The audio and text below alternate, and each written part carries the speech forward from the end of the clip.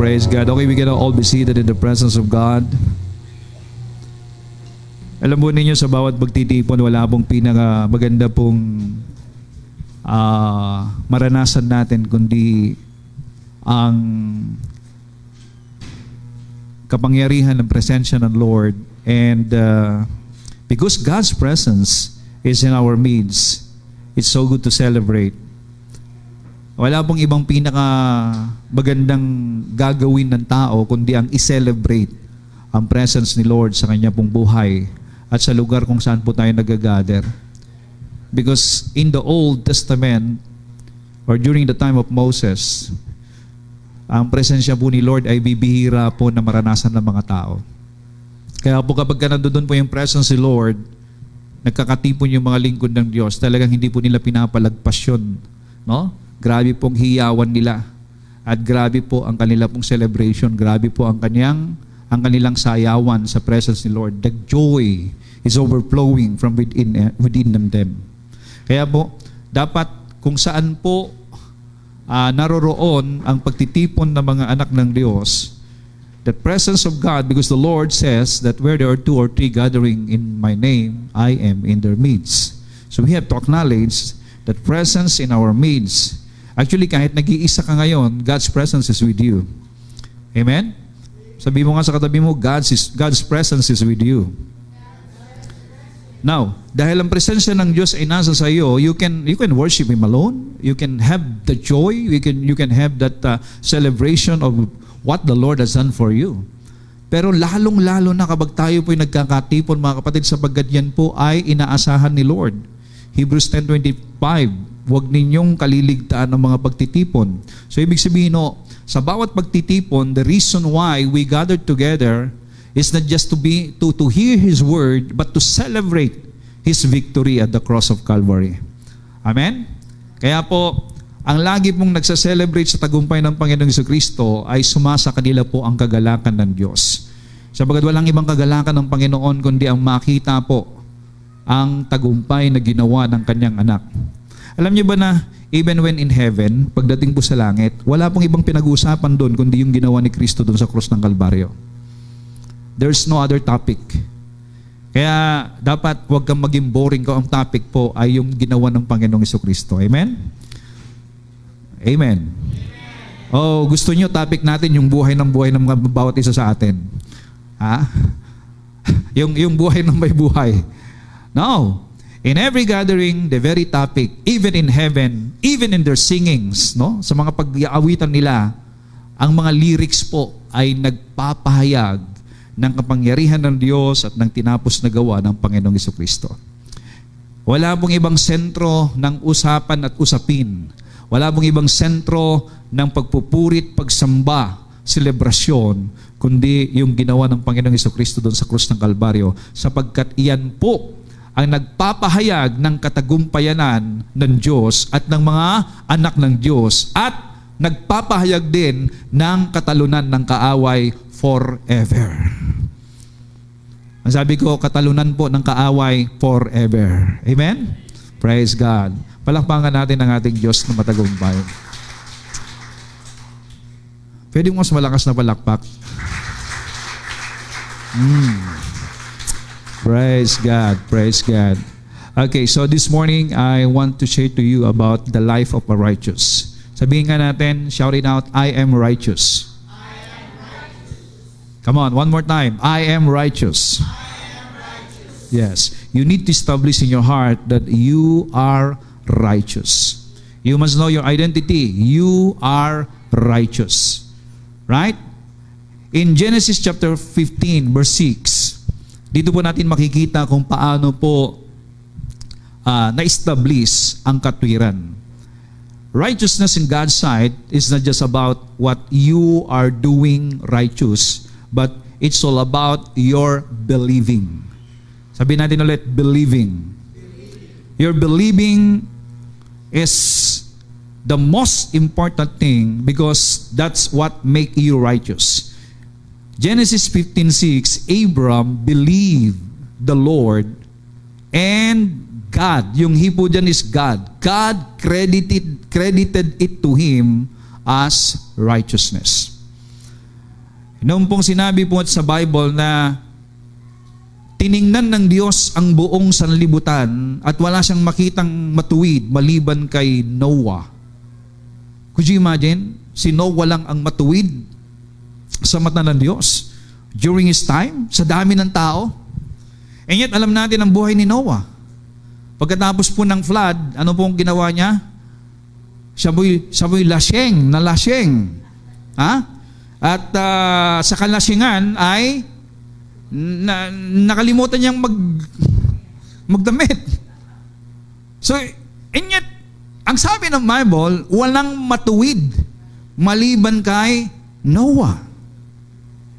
Lasinggero si Noah, and yet, matuwid sa mata ng Diyos. So what makes Noah righteous in the sight of God? Because he believed in God. Now, dito rin, sa Genesis 15:6, Abram believed the Lord. Kaya lang itong believing na ito ay very powerful. No? Napakahalaga po yan. Kaya po, everyone who believed in the Lord, believe in His ways, believe in what He can do for you, believe in His promises, believe in His word, they are considered accredited unto them righteousness. Do you believe God? Then you are righteous. Again, do you believe God? Then who you are? Paki-shout it out. I am righteous. Yes.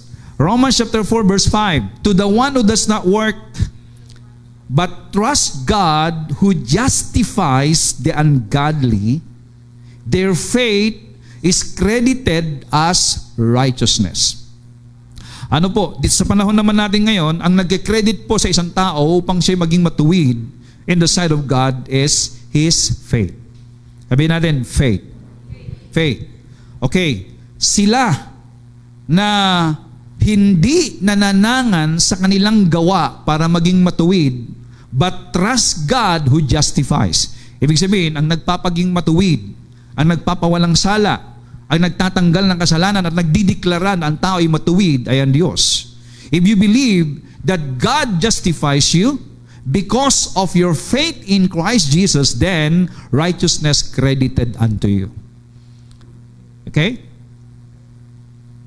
Ito po yung foundation ng belief ng tunay na Kristiyano. It's not about works. But I want to share to you today, what is the life of those righteous people? How would they be blessed? Kasi nga po, meron akong gustong ipakita dito po na dalawang tao sa lumang tipan na itinuring ng Diyos na matuwid, pero magkaiba ang naging kahantungan ng kanilang buhay. So we are all righteous in God's eyes because we are all believers of Christ.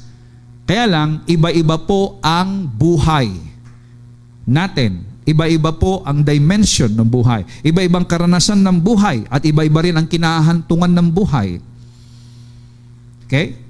The life of Abraham, the righteous man, because he believed in God, was end up supernaturally blessed. Ano po naging kahantungan ng buhay ni Abraham bilang matuwid sa mata ng Diyos? Supernaturally blessed.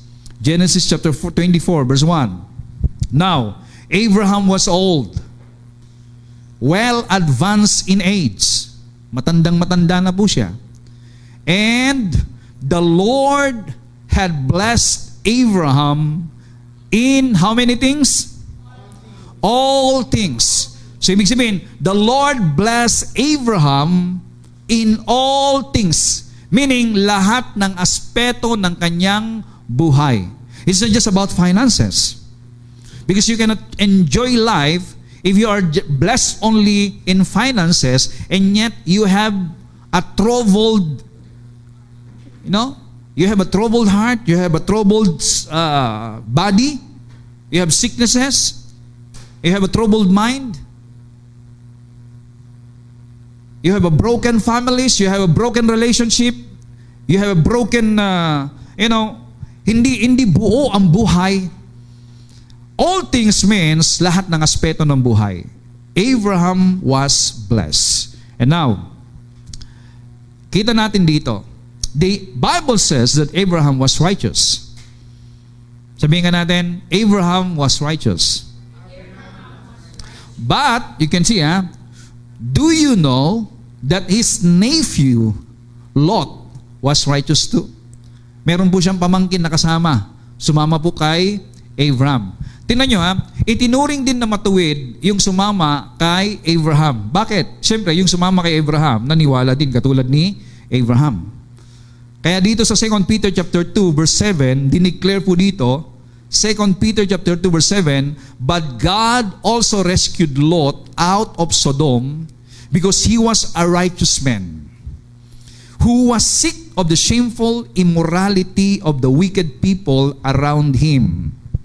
Yes, Lot was a righteous man who was tormented in his soul by the wickedness he saw and heard day after day. Okay, ilan po dito sa ating pong binabasa ang righteous? Dalawa. Sino yung isa? Abraham. Ano yung pangalawa? Si Lot. Okay. Parehas silang matuwid because they believe in God. Malinaw mo ba sa atin yon? Now, you must believe you are righteous because you believe in Christ. Our righteousness based on our faith in Christ. As long as you are strong in your faith in Christ, you are strong in your righteousness. If you are established in your faith in Christ, then you are established in your righteousness. Anong sabi po rito? Na, although they are both righteous, parehas silang matuwid, sa mata ng Diyos, they live different or very different lives. Although they both live under God's grace some 400 years before the law was given, Abraham was very blessed, whereas Lot lost a lot. Okay. Makikita natin po, parehas silang matuwid, pero magkaiba ang kinahantungan ng kanilang buhay. Si Abraham, he end up supernaturally blessed. While Lot, he end up lost everything in his life. So what's the reason? Ano ang dahilan? Both men had large herds and flocks. No, magkasama pa po sila. Ito maganda, no? Nung magkasama pa sina Lot at saka si Abraham, lumalago yung kanilang kabuhayan. Lumalago yung kanilang mga kahayupan. Yung kanilang mga alaga. Okay. When their herdsmen started quarreling over space, ibig sabihin, sumisikip na yung lugar kung saan po sila nagpapakain ng kanila pong mga flocks. Abraham took the initiative to make peace. Yan. Alam po ninyo, ang isang matured na tao, laging nagpapasimula ng kapayapaan. Kapag meron pong aaway-away, hindi siya nakikisawsaw para makipag-away din, kundi nagpapasimula po siya para maisaayos ang quarreling o hindi pagkakaintindihan at nagdadala po siya ng kapayapaan. So Abraham took the initiative to make peace. He even let Lot pick the lands that he wanted. Both men were righteous, but one was more gracious than the other. Okay, nakikita niyo yung picture dito? Nag-aaway-away na yung kanilang mga tauhan dahil parehas silang pinagpapala ng Panginoon, lumaki na po yung kanilang kawan, at dahil dito, pinag-aawayan na ang pagkain ng kanila pong mga kawan. At eto ngayon si Abraham bilang matuwid, at eto naman po si Lot bilang matuwid din naman. Si Abraham ay nag-initiate ng kapayapaan. Ang sabi niya, dahil dumadami na tayo, kailangan na nating maghiwalay. Okay? So si Lot ngayon ay pinapili ni Abraham. Could you imagine? Dapat si Abraham ang pipili kung ano ang mas maganda Kasi kung sino po yung unang pipili ng lugar, siyempre, pipiliin niya yung pinakamainam. Pipiliin niya yung pinakamaganda. Adyan po ang ginawa ni Lot. Pinili niya yung mababa, the valley. Ibig sabihin, yung pong mga kung saan malalago ang pagkain ng kanilang kawan.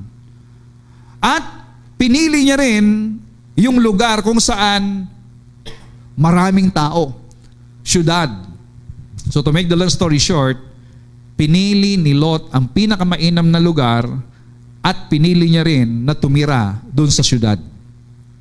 So ito po, ang makikita po natin dito. Kahit ano yung pipiliin mo, kahit ang naiwan sa iyo ay kabundukan, katulad ni Abraham, ang napili niya o naiwan sa kanya ay maring batuhan, hindi ganun karami ang mga damo na tumutubo. At makikita mo parang dihado si Abraham. Pero I want you to know, kahit ano ang maiwan sa iyo, kapag Diyos ang kasama mo, panalo ka. It's not about the place. It's all about the one who is with you. And it's all about the one whom you trust. Hindi po si Abraham pinagpala dahil mas maganda yung lugar para sa kanya. At ito ngayon, si Lot, ang inaakala niya na magbibigay pagpapala sa kanya ay yung mainam na lugar na pinili niya. So, we can see here the trust. Where your blessings comes from. Whom you are trusting about your blessing. Is it about the place? Is it about your effort? It is about your wisdom? Is it all about the men's favor or what men can do for you? Maaring ito po ang nasa isipan ni Lot kasi nga po nasa syudad, sa Sodoma at sa Gomora na isang pinakamagandang syudad, mayamang syudad ng kanyang kapanahunan. Ang po pwedeng magsabing, eto ang pagpapala ko. Eto ang biyaya ko. But you know what? Abraham lived bilang isang taong matuwid na nagtitiwala sa Diyos. Genesis 13:11. So Lot chose for himself the whole plain of the Jordan and set out toward the east. The two men parted together. They parted together, or company. At si Abraham naman, in verse 12, Abram lived in the land of Canaan. So makita nyo, na Jordan and Canaan. While Lot lived among the cities of the plain and pitched his tents near Sodom. Saan po siya naglagay ng kanyang tent? Near Sodom. Now, the people of Sodom were wicked and were sinning greatly against the Lord. Matuwid si Lot. Pero pinili niya na mabuhay malapit kung saan sa isang syudad na makasalanan. At wicked, sinning greatly against the Lord. Si Lot, alam niya ito. Pero bagamat at kahit alam niya, again, dahil ito'y syudad, pinili niya na lumapit po doon. So makikita po natin dito ang buhay ng dalawang taong matuwid. Lot picked the well-watered plain. Magandang tubigan. Mga lago ang mga pagkain ng kanilang herds. And that is in Jordan, where the cities of Sodom and Gomorrah were.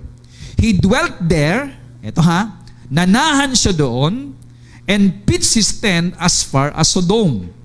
Eventually, he lived in Sodom. Now, see this. Sodom and Gomorrah in the Bible represent a sinful lifestyle. So pwede pala kahit matuwid ka, you can choose what you want of lifestyle you will be or you want in your life. Okay? Pinili ni Lot ang mamuhay malapit sa lugar kung saan ang mga tao'y nabubuhay sa kasalanan. And some Christian thinks, since I am righteous by faith and I am under God's grace, I can live a sinful lifestyle. Kaya po marami pong mga hindi pa nakakaintindi ng biyaya ay napagkakamalan or naaakusahan na mga nasa biyaya na matuwid na, pwede nang gawin ang lahat ng kanilang gustong buhay.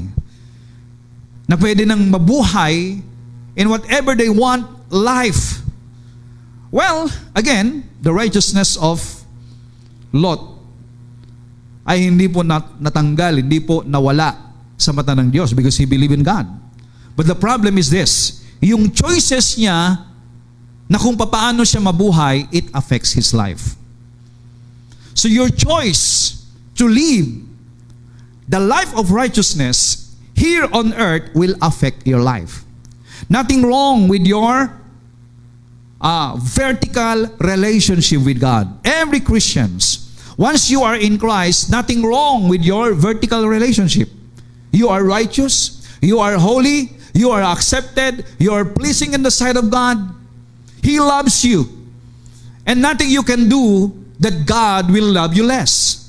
And nothing you can do that God will love you more. Enough is your faith that you are in Christ Jesus. That is enough. That you are pleasing in the sight of God. Sapat na po yun sa bawat Kristiyano. Vertically, no more problem. Vertically, you are God's beloved. Vertically, you are accepted. Vertically, the Lord loves you beyond measure. But, the way you live it out, the righteousness that you have, and your horizontal relationship made by your decision.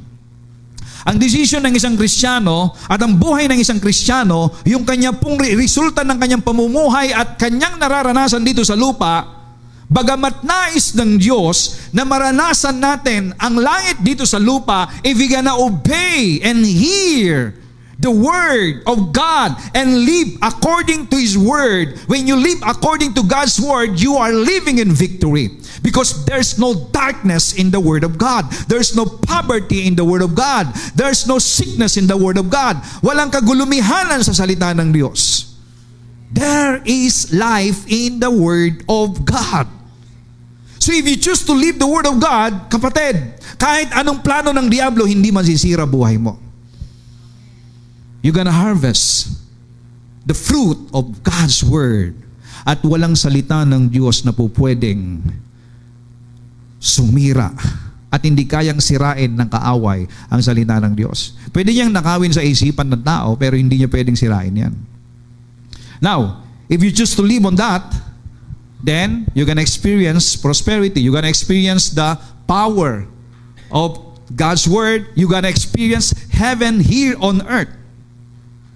But if you choose to live in your own way, if you choose to live where the people live in their own way, a sinful lifestyle like the Sodom and the Gomorrah, kapag pinili mo na mabuhay ka katulad ng mga tao sa mundo na hindi kumikilala sa Diyos, pinili mong mabuhay katulad ng ginagawa nila, ng kalaswaan na katulad ng ginagawa ng mga Sodom at Gomorrah, if you choose to live in their way, even though you are righteous, then you might be destroyed like Sodom and Gomorrah. Pwedeng maging dilubyo, maging maghirap-hirap, pwedeng maranasan mo ang lahat ng nahihirapan ng tao o nararanasan ng tao na kahirapan dito sa mundo if you choose to live according to their lifestyle. Yeah, Christians are righteous, but it's up to you to choose how to live your righteousness. Kaya be careful who you go with. You have to be careful whom you go with. Ibig sabihin, sinong kinakasama mo at sinong kasakasama mo. You have to be careful kung sino at kanino grupo ang nakakasama mo. And you have to also careful, especially nowadays, Hindi mo na kinakailangan pumunta pa sa ibang bansa para nang sa ganun makihalubilo sa kanila. You know what? In our time is a perilous time. Hear me. Ang panahon natin ay perilous time. Pag sinabing perilous time, the devil can access you and you can access even the place of Sodom and Gomorrah, even just in your cell phones, in your gadgets. Kaya, you have to be careful what place you are entering in and dwelling in. Katulad po ni Lot. Again, the way you live your righteousness horizontally is your choice.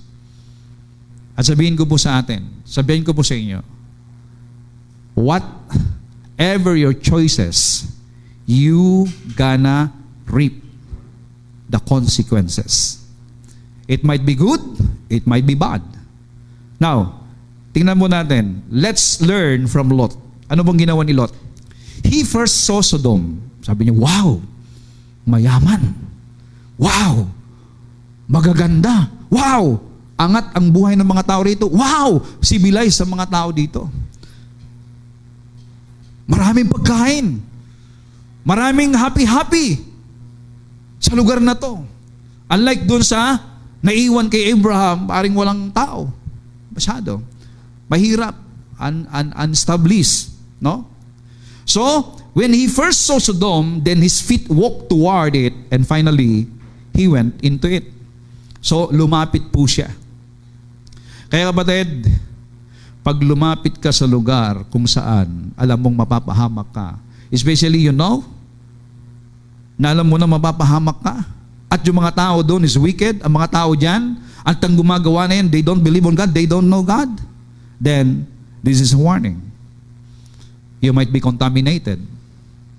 And not just you are contaminated, hindi ka lang makukontamina, you might have life like them. And sooner or later, ano mangyayari sa kanila, pwedeng mangyari na sa iyo.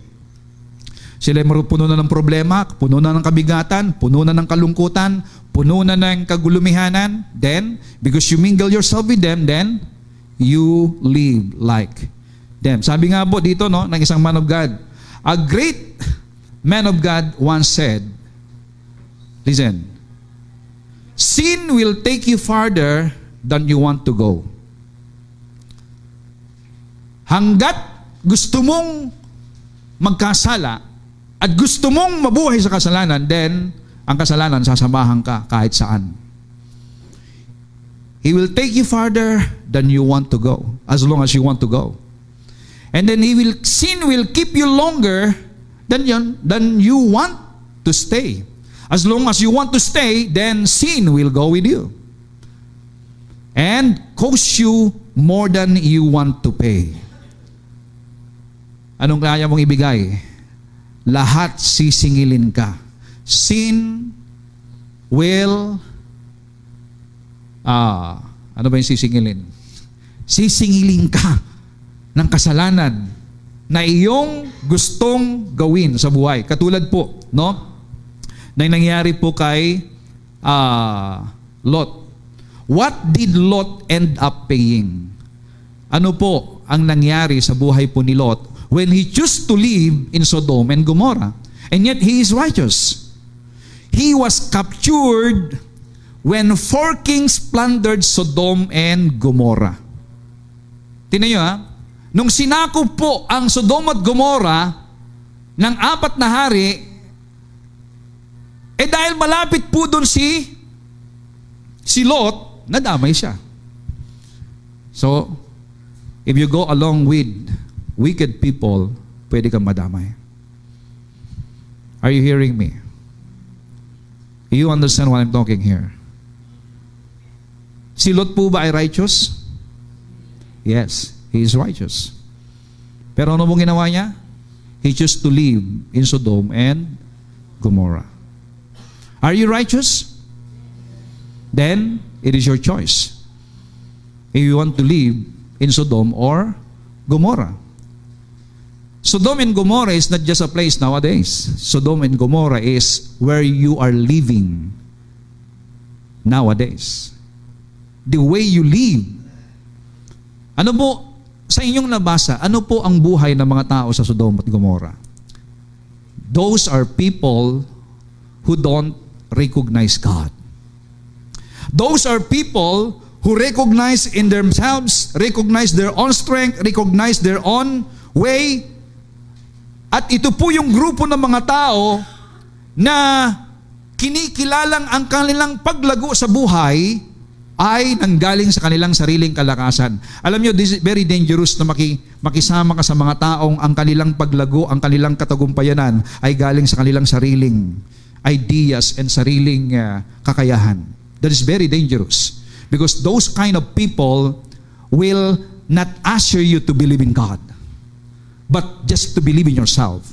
And because you believe in yourself at nakita mo na kailangan mo, na kaya mo sa sarili mo, then masasabi mo ngayon, I don't need God. So Sodom and Gomorrah is a place of people where people gathered together, and this group of people believe not in what God can do for them. So you have to be careful. Baka yung iba nasa Sodom at Gomorrah na. Baka nandoon na, nabubuhay sa Sodom at Gomorrah. Ano bang buhay doon? They live in lasciviousness.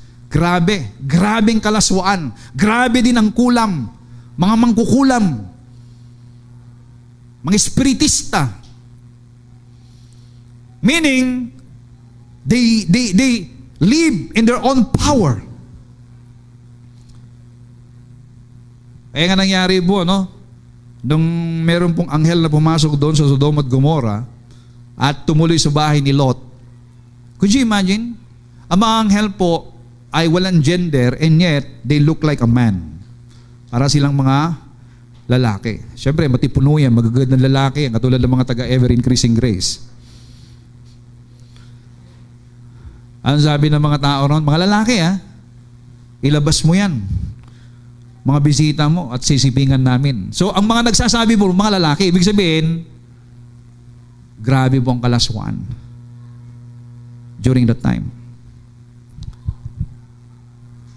Ang kalaswaan sa panahon po natin ngayon, and that is Sodom, the picture of Sodom and Gomorrah is perilous time. Grabe. So, where do you live right now? And what kind of living are you in right now? He was captured when 4 kings plundered Sodom and Gomorrah. And eto, even after Abraham rescued him with the help of God, dahil nga po, syempre, pamangkin niya yun. Ni-rescue niya ngayon. No? Ang problema, nung na-rescue ni Abraham si Lot, nakuha niya mula doon sa kamay ng 4 na hari, Lot did not learn his lesson. Ano po nangyari? Na-rescue na siya. He went back to Sodom. Sodom and Gomorrah were eventually destroyed. And Lot escaped with only the clothes on his back and even lost his wife in the process. Could you imagine ano nangyari po kay Lot? Abibiri mo hindi pa rin siya natauhan, hindi pa rin siya nagkaroon ng lesson. Nasira na yung buhay niya dahil sa kanyang pagpili ng mamumuhay na malapit o nakipamuhay siya. Actually, kahit hindi ka nga si Lot nga, hindi niya ginagawa. Kasi sabi po doon sa 2 Peter kanina, nalulungkot ang puso ni Lot na nakakakita sa mga pangyayari. Puno ng kalungkutan. Ibig sabihin, he has sadness. Ayaw niya. Hindi po siya natutuwa sa mga nangyayari, ginagawa ng mga taga Sodom at Gomorrah, and yet, he lived there. Kaya po nung kinupkup yung Sodom at Gomorrah, nasira siya. At ito matindi. Just after the rescue, pinili pa rin niyang pumunta doon. Anong pinili niyang pumunta ron? Ito ngayon. Dahil po, patuloy ang kasamaan, then, bumaba ang apoy mula sa langit. Apoy at asupre. Ibig sabihin po ay Hindi na nakahintay yung impyerno. Bumabang impyerno sa Sodom at Gomora. Ano na bang nangyari? Namatay lahat ng mga taga doon, pero dahil po si Lot ay matuwid, niligtas siya ng Diyos. Kaya, ligtas ka rin naman. If you just to live in Sodom and Gomorrah, ligtas ka pa rin naman. Tama? But you know what was happened? Lahat ng kanyang kabuhayan, lahat ng kanyang ari-arian. Ang sabi rito, Lot escaped with only the clothes on his back. Yun lamang pong isuot niya. And even lost his wife in the process. So his life end up nothing. Now, mga kapatid, what is the lesson on this? Marami. Some Christians live from one bailout to another. So ang inilagay po natin dito na example lang is like, sabihin na lang natin, mahal nyo pa rin si Pastor just after this, ha? Okay? Hindi nyo yata ako mamahal eh. Okay. Maraming Kristiyano, nalubog na sa utang. Nung katulad ni Lot, natulungan ni Abraham, lumaya. Pagkatapos, balik ulit. Balik ulit. Yung iba naman, nagkaroon na ng lesson at nasira ng buhay.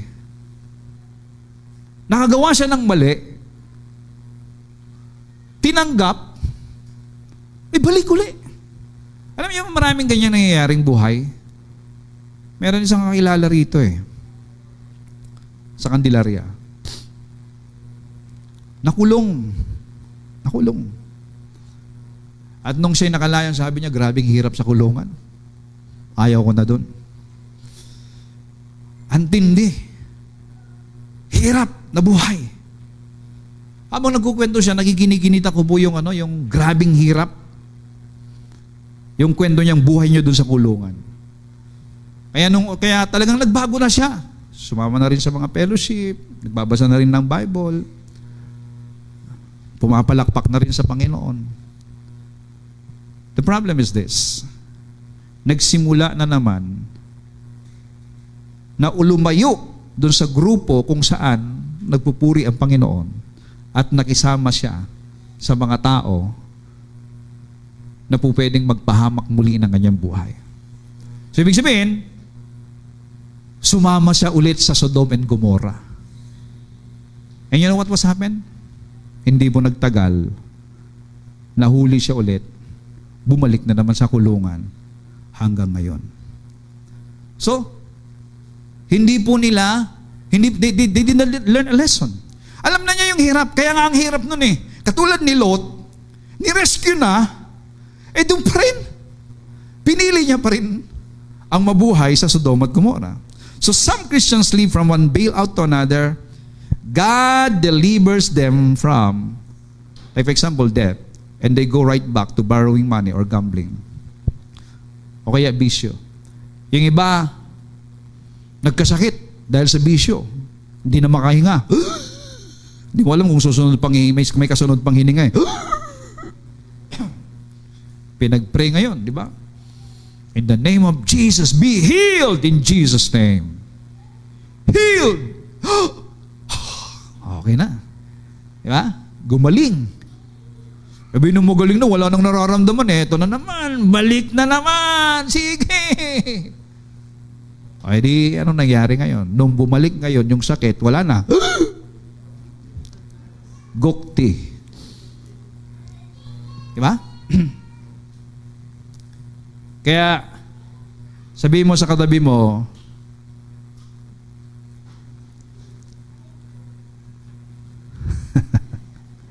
learn a lesson. Sabi mo katabi mo, learn a lesson.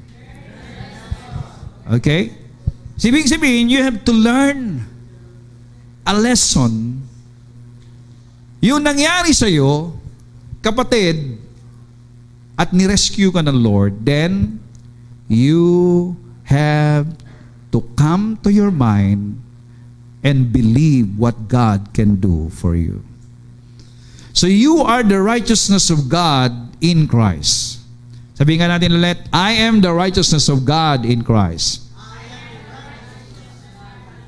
When you truly understand what Jesus did to make you the righteousness of God, kapag nalaman mo to at naintindihan, it will cause you to fall out of love with sin and fall in love with God.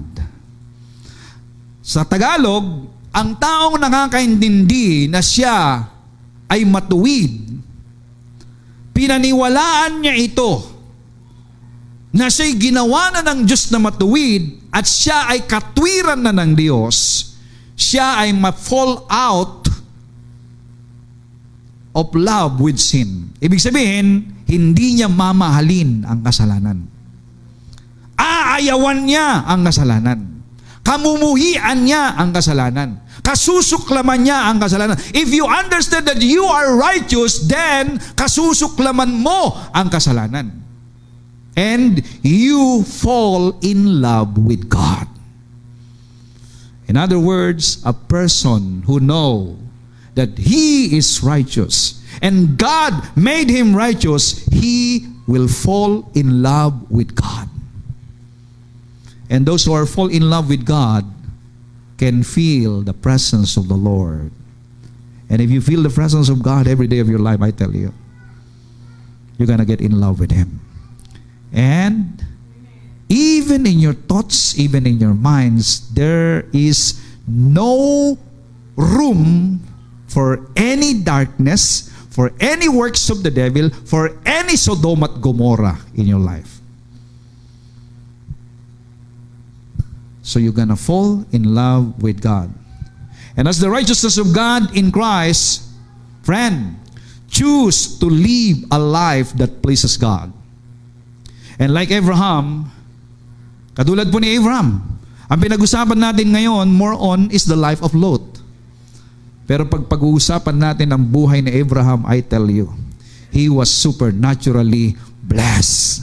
Why? He chose to believe in God. He chose, di ba? He chose to live away from Sodom and Gomorrah. At siya po ay nagtiwala sa pangako ng Diyos. Friend, ang pagtiwalaan mo pangako ng Diyos, hindi yung magagawa ng tao sa iyo. It's not what man can do for you, but it's all about the promise of God in His Word. And I tell you, you will end up supernaturally blessed. Will you say this? Because I am righteous, I will end up supernaturally blessed. I am supernaturally blessed. I choose to live a life that pleases God, away from Sodom and Gomorrah. In Jesus' name. Amen. Amen. Hallelujah. Praise God. So the lesson of the Lord for us today is that you are righteous, but you can choose to live where you want to be. And I tell you, friend, if you choose to live believing what God can do for you, then you will end up supernaturally blessed. Shall we all stand up and let's worship the Lord?